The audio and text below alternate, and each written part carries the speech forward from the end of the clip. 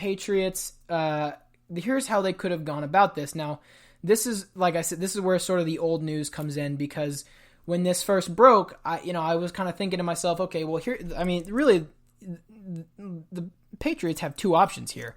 They either give Caserio a raise, they make him a higher title, pay him more, so that the Houston incentive goes down. They're sort of driving the market down. They're driving the demand down because they're giving him a raise. They're giving him incentive to stay with New England and, tell Houston to go shut up and eat their own poop. You know what I mean?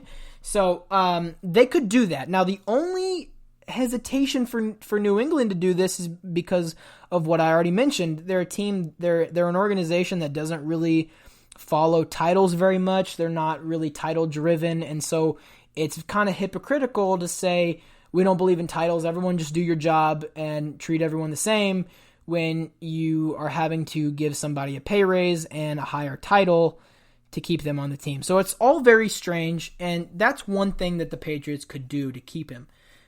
Or you consent to the Houston communications between Houston and Caserio, and you see if you can make a deal out of it. Now, here's where the old news kind of comes in. That all happened late last week.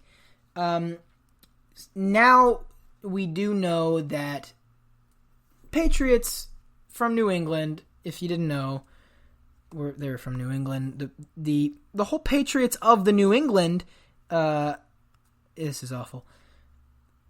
Basically, they gave in and they let Caserio talk to Houston. That's the thing. So we haven't really heard words since then of what Caserio is going to do or what's going on behind the scenes as of late last week.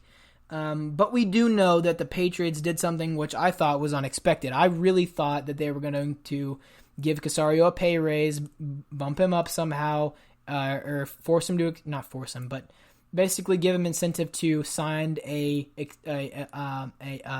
contract extension. Basically, dropping the incentive for him to move to Houston. But they didn't do that. Instead they said, look, we are going to let you talk to Houston and see what happens. Which is so weird because they, Bill Belichick and Robert Kraft have talked so highly about Caserio. As I was looking into the story there, I mean, you go back when he first started there and they loved the guy. And then, you look a couple years back, before Gaines was signed and Caserio was talked to about that job. And it's just, it's weird that now they would file tampering charges and then just consent to the conversation to happen. It's all very strange, and we will probably never know the full extent of the politics behind it, but I've never seen anything like that where a team files tampering charges like, hey, you're infringing on our employees, you shouldn't be in contact with our people who are on file as fully employed, and then, a couple days later after filing tampering charges, just be like, no, you're good. You just talk to him. You're fine. No, you can do whatever you want. You can talk to him. Here's his email. Here's his number. Here's his wife's number. Go check it out. It's great. A great guy. He's done a lot of good stuff for us. You should probably hire him. It's just all very strange that that's the way it went down. But we'll keep you updated on how it goes.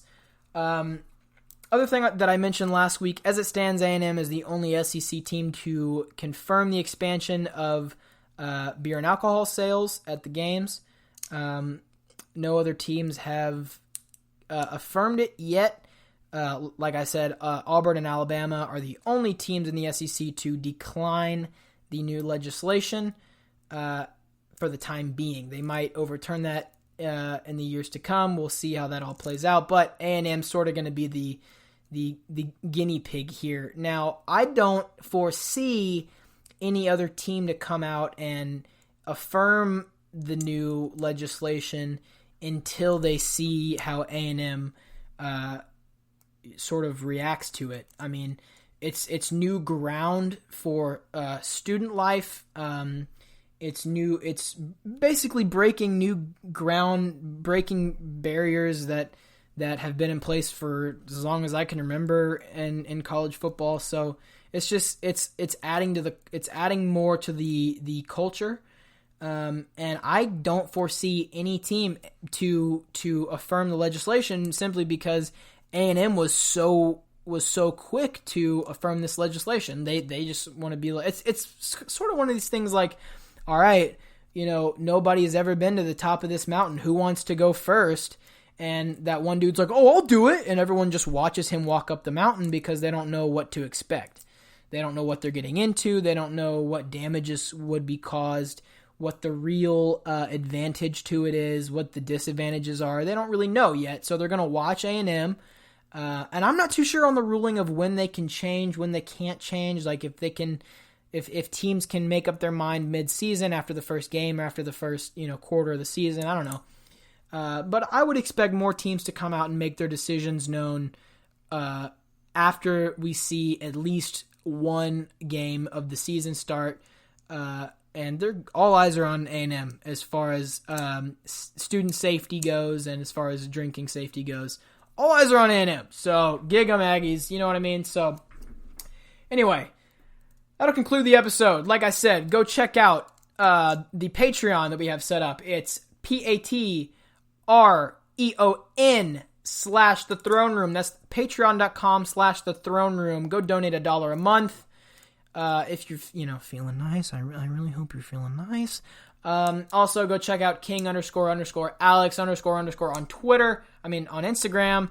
And then you can go check out my Twitter, on, hold on. Somebody texted me. I'm sorry. Let me just hang up on them. Go follow my Twitter at AKingBoss99. Thanks so much for listening.